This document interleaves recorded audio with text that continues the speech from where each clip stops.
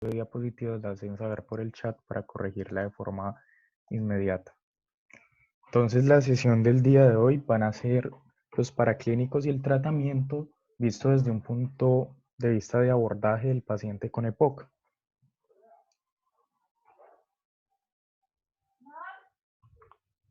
Entonces, vamos a iniciar con los criterios para el diagnóstico de EPOC. Para poder yo diagnosticarle EPOC a un paciente, debo de seguir unos lineamientos o unos pasos. Lo primero es tener una edad mayor o igual a 35 años. Segundo que todo, el factor de riesgo, que en este caso lo tomamos como el tabaquismo con un índice paquete de daño mayor o igual a 10. Y tercero que todo, tener los síntomas presentes en el paciente, que son tos, disnea y expectoración. Cuando yo tengo reunidos estos tres criterios, hago una sospecha clínica.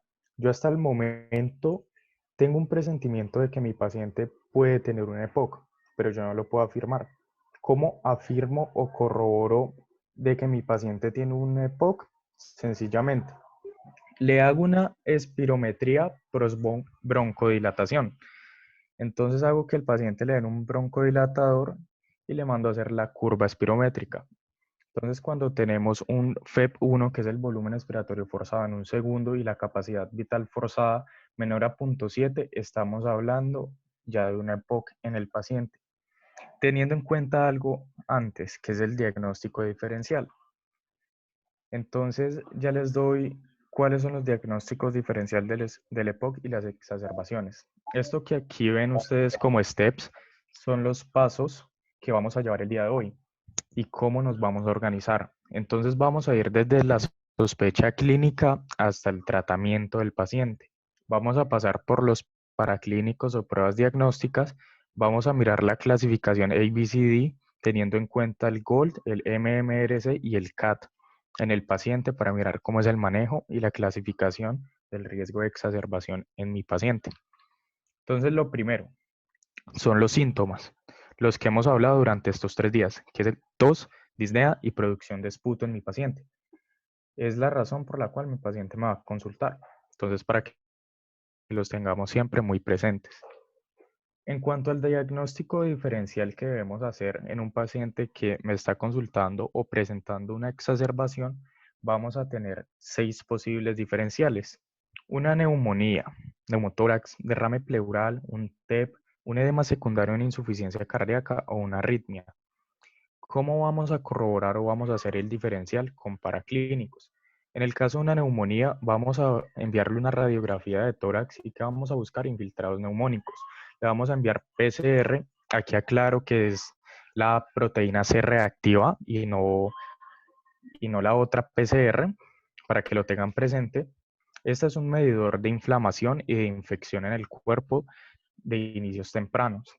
Entonces, cuando nosotros lo enviamos en infecciones o en procesos inflamatorios iniciales, se va a ver elevada la PCR.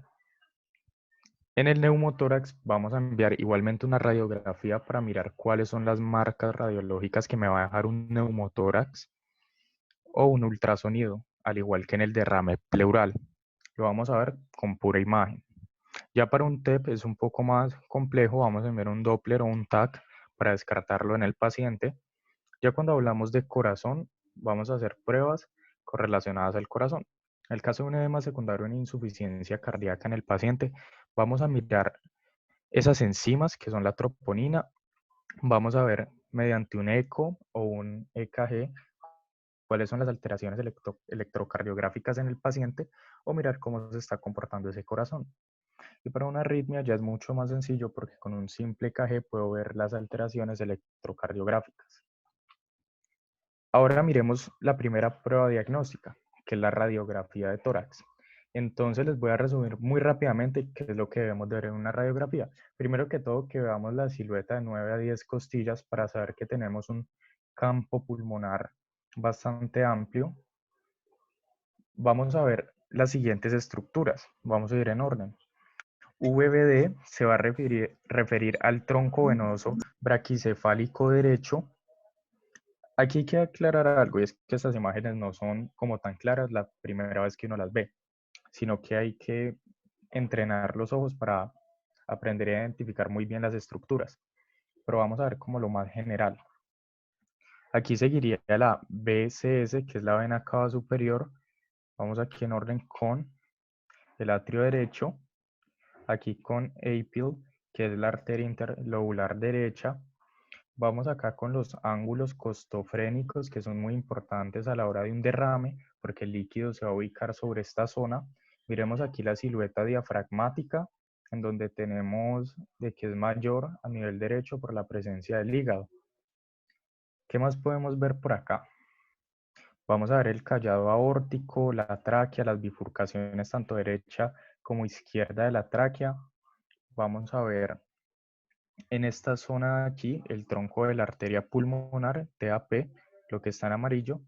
Vamos a ver la aurícula derecha, el ventrículo izquierdo y el segundo ángulo costofrénico del lado izquierdo. ¿Qué tenemos que ver nosotros en general? Podemos ver que en la radiografía vemos algunas partes que son más oscuras y otras más claras. Unas que son radiolúcidas, otras que son radiopacas.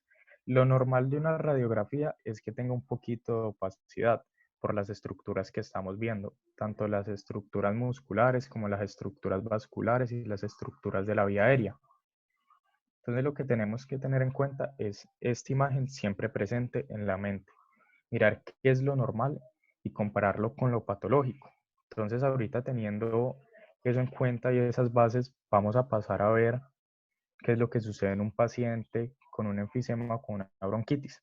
Bueno, aquí recordándoles algo, con la aurícula derecha y el ventrículo izquierdo, midiendo estas distancias, vamos a ver el índice cardiotorácico, que es importante en pacientes con cor pulmonale o en pacientes que me están haciendo una cardiomegalia. Miremos ahora sí la de un paciente enfisematoso.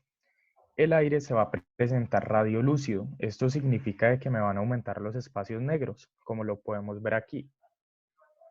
Entonces lo que vamos a ver son espacios más negros en donde me está indicando de que hay una hiperinsuflación. Hay una cantidad excesiva o anormal de aire. ¿Qué más vamos a ver en este paciente? Vamos a ver un descenso diafragmático. Entonces vamos a ver el diafragma bajo y aplanado y vamos a ver una silueta cardíaca aplanada y estrecha. Recordemos que en el diafragma hay algo llamado el centro tendinoso del corazón. Si esto se baja, el corazón va a tender a caer un poco en estos pacientes. Por ende, vamos a ver esa silueta cardíaca aplanada y estrecha. Entonces, esta es la radiografía característica de un paciente enfisematoso, para que lo tengamos presente. Ahora hablemos un poquito del paciente con bronquitis crónica. Aquí ya no vemos como tal una hiperinsuflación, sino que vemos un aumento de la trama broncovascular por un engrosamiento de las paredes bronquiales. Esto no es tan claro, pero podemos ver aquí donde nos señala esta flecha de que si hay un leve aumento en el grosor y cómo lo estamos evidenciando nosotros, la radiopacidad que vemos en este punto es mayor. Entonces, esto es lo que nosotros tenemos que ver. También vamos a ver posiblemente en estos pacientes por la condición de cor pulmonale una distensión tanto de la aurícula como el ventrículo derecho. Entonces, esa distancia o ese índice cardiotorácico va a estar aumentado, que es lo más marcable, lo más considerable en este paciente.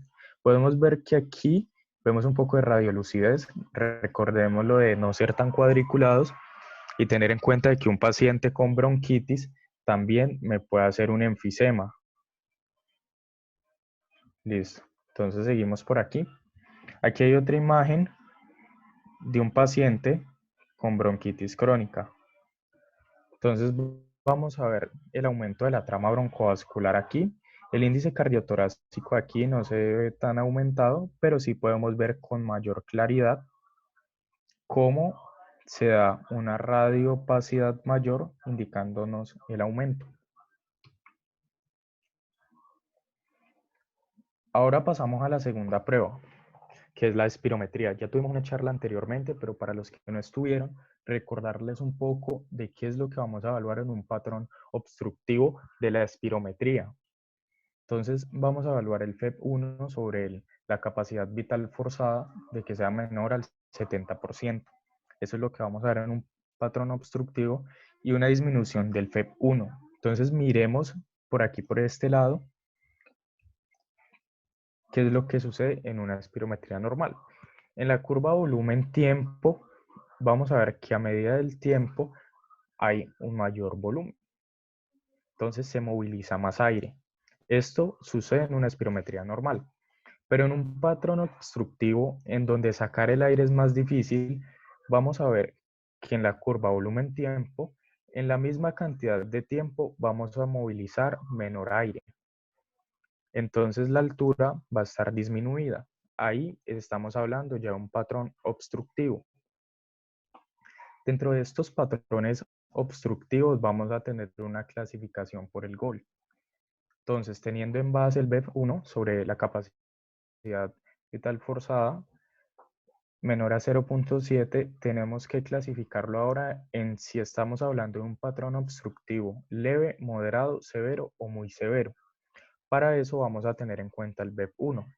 Cuando es mayor o igual a 80, vamos a tener un GOL 1 o leve en clasificación de patrón espirométrico. Moderado de 50 a 79. Severo entre 30 a 49 y muy severo menor a 30. Es cuando ya el paciente está en las últimas, por decirlo así. Ahora hablemos un poquito de la disnea. Para la disnea vamos a tener una escala especial que es la MMRC. Entonces, según lo que nos relata el paciente o lo que el paciente nos dice que estaba haciendo cuando le dio el episodio disneico, nosotros lo vamos a clasificar desde una disnea 0 hasta una disnea 4. A todos nos ha dado la disnea 0. ¿Por qué? Es cuando hacemos actividad física muy intensa. Cuando nos ponemos a trotar media hora, una hora y sentimos como que nos falta el aire, que algunos dicen, no, me estoy sintiendo ahogado, voy a parar un momentico, listo, está sufriendo un episodio de disnea que en la escala modificada vamos a ver que es una disnea 0. Esto es normal. Cuando hablamos ya de una disnea 1, es que al paciente al caminar rápido o al caminar por una cuesta, estilo San Antonio o subiendo la loma, el paciente te va a decir de que le cuesta trabajo respirar. Entonces, para que lo tengamos muy en cuenta. Esto es muy común, la disnea 2 en los pacientes, porque siempre dicen como que, no, yo me encontraba en el parque con mis amigos, entonces yo traté de seguirles el paso, pero no pude, me sentí ahogado. Es cuando la persona tiene episodios disneicos al tratar de seguirle el paso a las personas de su misma edad. La disnea tipo 3 o clasificación 3 es cuando el paciente camina unas 4 cuadras y se siente ahogado, tiene que parar 100 metros en terreno plano. Si ya hablamos de pendiente, ya debemos de tener consideración en disnea 1, porque es un poco más complicado. La disnea 4 o disnea de mínimos esfuerzos es cuando el paciente me dice que sufre los episodios al ponerse una media, al pararse de la cama, cuando se está vistiendo, cuando va de su habitación a la cocina. Entonces, para que tengamos en cuenta estos ejemplos. Ahora el CAT. El CAT es un test que se le va a hacer al paciente. Esto ustedes lo pueden tener en el celular o en una hojita y uno le hace las preguntas al paciente. Entonces, de aquí que es importante y que vamos a tener muy en cuenta, ya vamos a ver cada una de las preguntas, es si la puntuación del CAT es mayor o igual a 10 o si es menor a 10. ¿Por qué? Con esto vamos a clasificar el paciente según la ABCD, para que lo tengamos en cuenta. Entonces, ahora miremos cuáles son las preguntas del CAT. Nunca toso, entonces de 1 a 5. No, un 4. Listo, pongo aquí la puntuación 4. No tengo flema, mucosidad en el pecho. Entonces, si tiene flema, ¿cuánta flema? No, un 4. Listo, 4. Así sucesivamente le voy haciendo todas las preguntas a mi paciente y al final doy una puntuación total. Dependiendo de esa puntuación, como ya lo dije, tenemos en cuenta si es mayor a 10 o si es menor a 10 para la clasificación. Aquí nosotros ya tenemos que ir pensando algo. Según toda la información que hemos recopilado del paciente, debemos ir pensando si lo vamos a hospitalizar o no. Chicos, por favor, el del micrófono. Listo. Entonces aquí ya, ya debemos ir pensando si ese paciente requiere o no un manejo ambulatorio o un manejo intrahospitalario. Entonces vamos a tener en cuenta unos indicadores. Primero que todo, los síntomas que presente el paciente, la severidad de la disnea, porque asimismo lo vamos a tratar, ya les explico esto. Si el paciente presenta o no taquipnea, cómo está saturando ese paciente, si la saturación de oxígeno está cayendo, si está en un estado de hipoxia o no, si ese paciente tiene alteraciones en el estado de la conciencia como confusión o somnolencia, si tiene falla respiratoria, si tiene signos físicos de que necesita ser hospitalizado, por decirlo así, como cianosis, edema periférico, lo cual es secundario a una insuficiencia cardíaca por el cor pulmonale. También vamos a ver si ese paciente en el manejo inicial o en el tratamiento que había tenido anteriormente está funcionando o no. Es muy importante eso porque puede que nos llegue, así como puede que nos llegue un paciente por primera vez, lo vayamos a ver, no tenga diagnóstico, nuestro deber sea diagnosticarlo, nos puede llegar ya un paciente con el antecedente desde hace 10 años, el cual me está haciendo una exacerbación, pero me hizo un fallo en el tratamiento, entonces requiere un manejo farmacológico diferente o un cambio en la clasificación ABCD. Pacientes con comorbilidades serias que amenacen la vida, como falla cardíaca, arritmias, etc. Lo que les decía en la escala de la disnea es que una disnea leve y moderada yo la puedo manejar desde la casa, mandándole un SABA a un paciente. Ya vamos a entrar a hablar de los medicamentos, mandándole en la moderada antibióticos y, y corticoides inhalados. Y en cambio en la severa, cuando tenemos una disnea severa, necesitamos un manejo sí o sí intrahospitalario en ese paciente, porque es muy posible que nos haga una falla respiratoria y necesitemos conectar a ese paciente. Ahora sí, teniendo en cuenta todo lo que les dije, vamos a ver cuál es el esquema. Primero hago el diagnóstico confirmado por espirometría con broncodilatador. Entonces miramos que el FEV1 y FBZ tras la broncodilatación sea menor a 0.7. Segundo, evalúo la limitación y clasifico ese patrón espirométrico. Entonces, GOL 1, 2, 3 y 4. Y tercero, evalúo los síntomas y el riesgo de exacerbación en mi paciente. ¿Cómo voy a hacer esto? Primero que todo, debemos de tener en cuenta tres cosas. En los antecedentes del paciente, mirar historias previas de exacerbaciones. Si ese paciente alguna vez ha sido ingresado ya por una exacerbación, si el paciente ha sido hospitalizado o si lo han mandado para la casa, y mirar el número de exacerbaciones que ha tenido en un año. Segundo que todo, mirar el CAT, lo que yo les decía, muy importante, si es mayor o igual a 10 o si es menor de 10. Y lo tercero que vamos a tener en cuenta es la escala de clasificación de la disnea, que es la MMRC. Entonces, si esa disnea es de 0 a 1 o si tenemos una disnea mayor de 2. ¿Cómo vamos a organizar esto? Entonces, miremos bien aquí. Un paciente que ha tenido 0, 0 o 1 en los episodios o en la historia previa de exacerbaciones va a ir en la parte de abajo, puede ser A o B. Vamos a ver si el paciente ha tenido síntomas o ha declarado síntomas según el CAT menor a 10 o mayor o igual a 10. Y vamos a ver en la escala de disnea cómo está ese paciente. Entonces, ¿quién es el paciente A?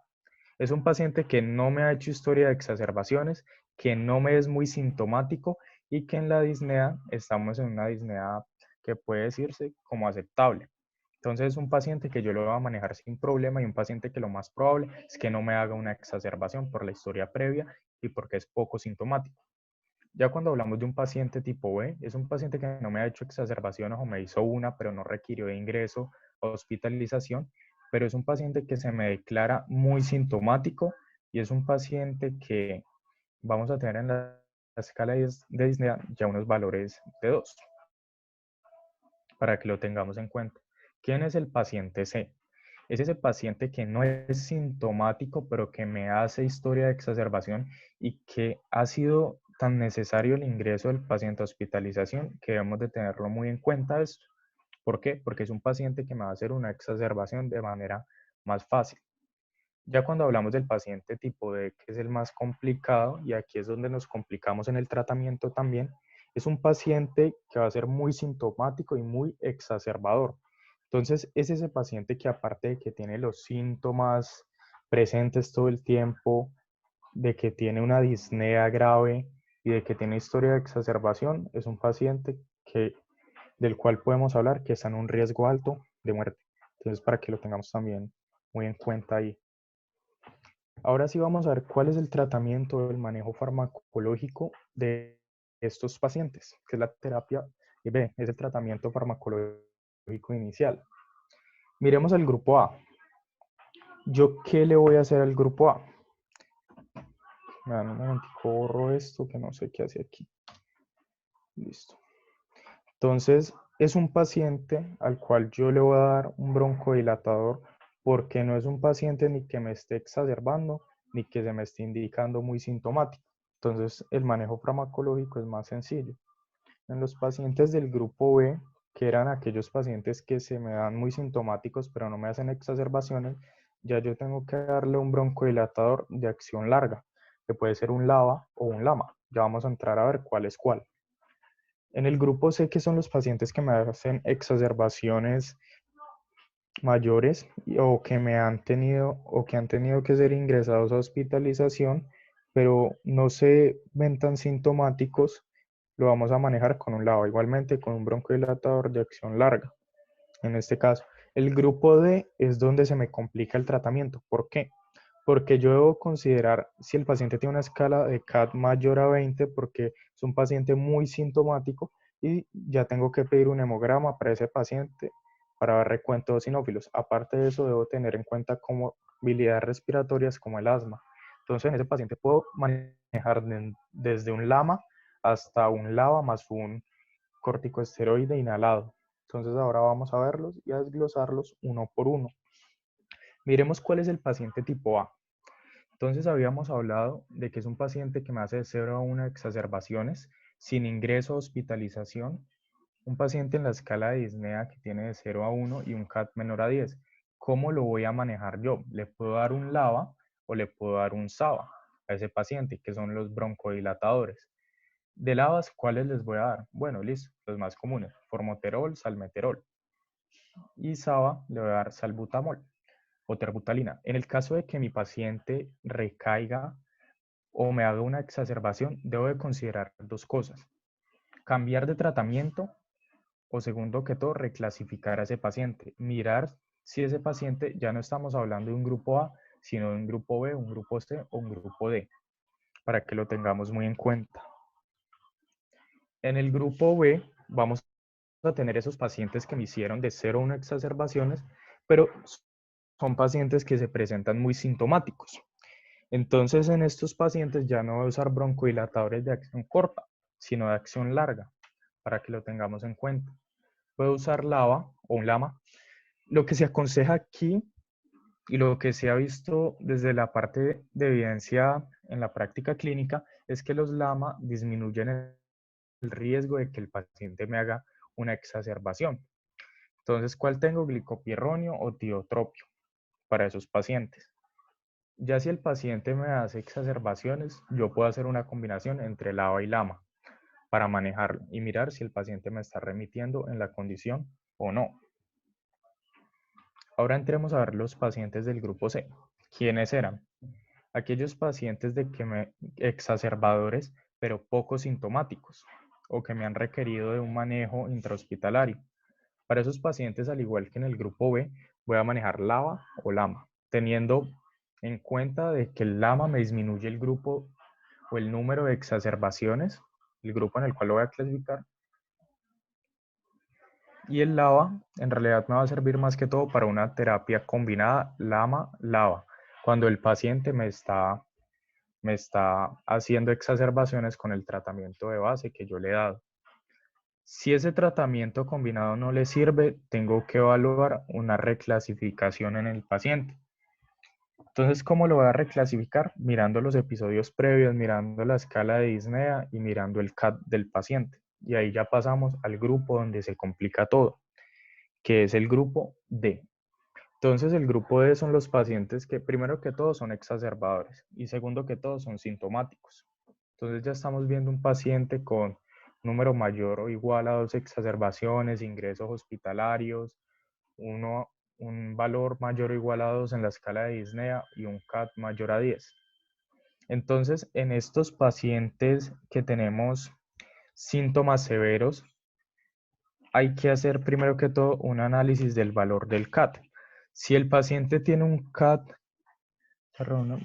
Si el paciente tiene un CAT mayor de 20, tengo que pensar en algo. Es un paciente que se me está presentando muy sintomático, lo más probable es que me haga una exacerbación muy fácil. Entonces le voy a dar LAMA más un LABA. Entonces le puedo dar glicopirronio más formoterol a ese paciente. Si el paciente tiene una enfermedad de base, como les había dicho, asma, le voy a iniciar una terapia con un LABA más un corticoesteroide inhalado.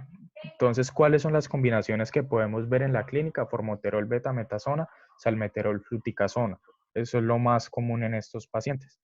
Si el paciente en un hemograma yo le veo unos eosinófilos mayores o iguales de 300, le voy a iniciar terapia igualmente con un LABA más un corticoesteroide inhalado. Entonces, para que lo tengamos muy en cuenta, cuáles son las combinaciones farmacológicas que yo le puedo dar. Entonces, cuando hablamos de un CAT mayor o igual a 10, le puedo empezar a este paciente solo con un LAMA. Pero si ya tengo los otros factores de una enfermedad previa como asma, un CAT mayor a 20, unos eosinófilos mayores a 300, ya empiezo a hacer las combinaciones farmacológicas para tener un mayor control en la condición de ese paciente. Entonces, ahora miremos un resumen de cuál es el tratamiento. Entonces, vamos desde la parte de arriba. Primero, tengo que determinar la categoría de los síntomas, o sea, ABCD, y el riesgo de exacerbaciones de ese paciente. Entonces, ¿cuáles eran los pacientes que me podían hacer una exacerbación fácilmente? El C y el D, que son los grupos que tenemos acá. Los pacientes con bajo riesgo de exacerbación son el A y el B. Entonces, miremos aquí según esto inicialmente es la escala de exacerbación. Ahora miremos agravamiento de los síntomas. Entonces, con esto miramos el CAT mayor o igual a 10 y menor a 10 en este caso. Entonces, un paciente con riesgo bajo de agravar síntomas es un paciente tipo A, en el cual le doy un broncodilatador, ya sea de acción larga o de acción corta, puede ser un SABA o un LABA en ese paciente. No necesito más.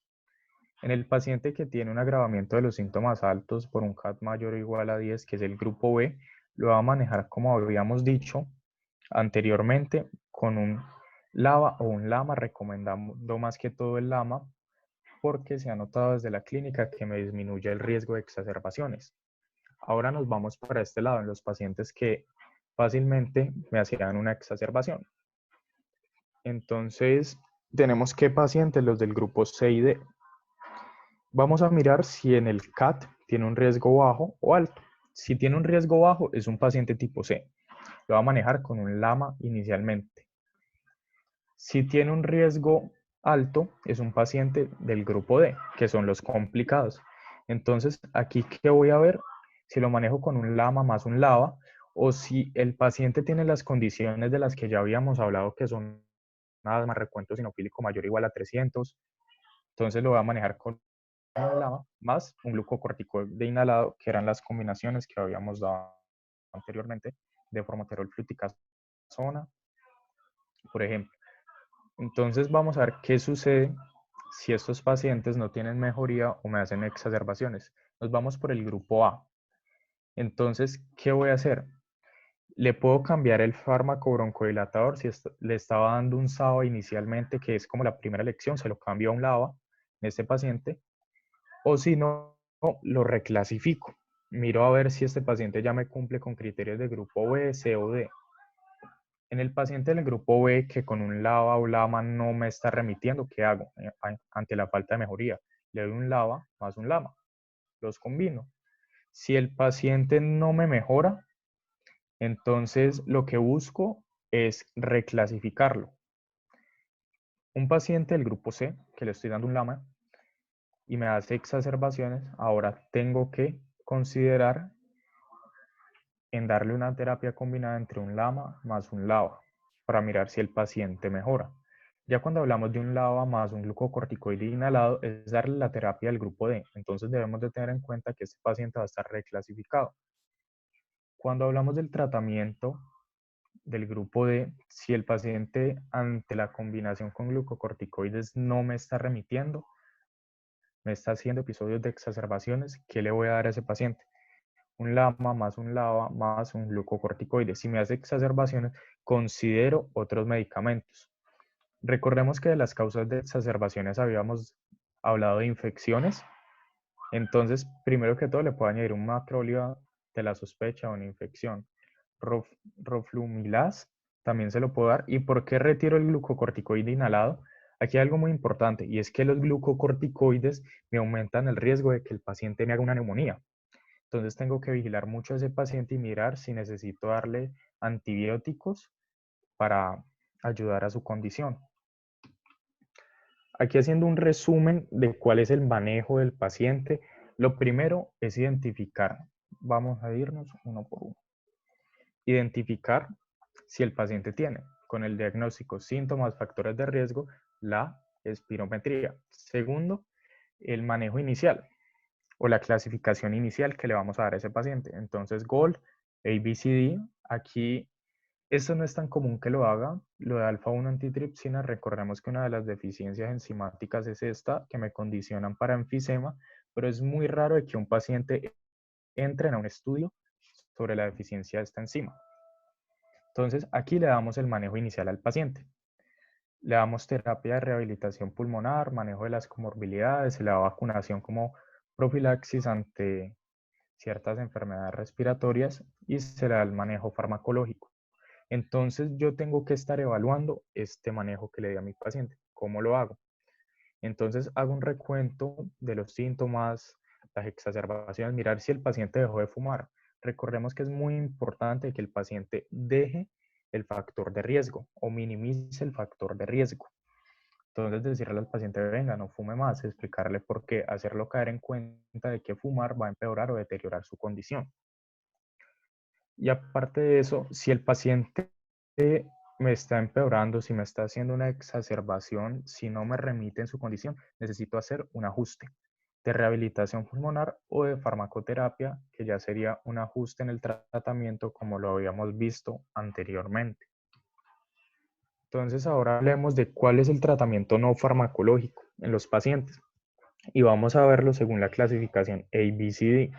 Para el grupo A es esencial, recordemos que estos son los pacientes que no son tan sintomáticos ni exacerbadores. Entonces es esencial, primero que todo, dejar de fumar y aquí mismo incluir el tratamiento farmacológico. Segundo que todo, actividades que siempre se recomiendan, actividad física en el paciente y dependiendo de las guías locales puede ser vacunación, vacunación contra el neumococo, etc. Ya para los pacientes en la categoría o clasificación BCD, vamos a tener pues obviamente la dejar de fumar y rehabilitación pulmonar en estos pacientes. Ya vamos a ver de qué se trata esto. Y actividad física igual, lo mismo dependiendo de las guías que cada país esté manejando, asimismo se van a aplicar. Miremos qué es la rehabilitación pulmonar. Entonces, cuando estamos hablando de ejercicio, de alimentación, de oxigenoterapia, cuando hablamos de disminución de los factores de riesgo, a todo esto en conjunto le llamamos rehabilitación pulmonar del paciente. Lo más importante o lo más esencial es mirar con la saturación y determinar si ese paciente necesita oxígeno. Ya vamos a ver cómo. Yo creo que vamos a cambiar de link debido al tiempo, queda 1 minuto y 10. Se utiliza más en crisis. Ahorita discutimos lo que Camilo escribió, vamos a cambiar de link. Porque la reunión, ya les voy a enviar el link por el grupo.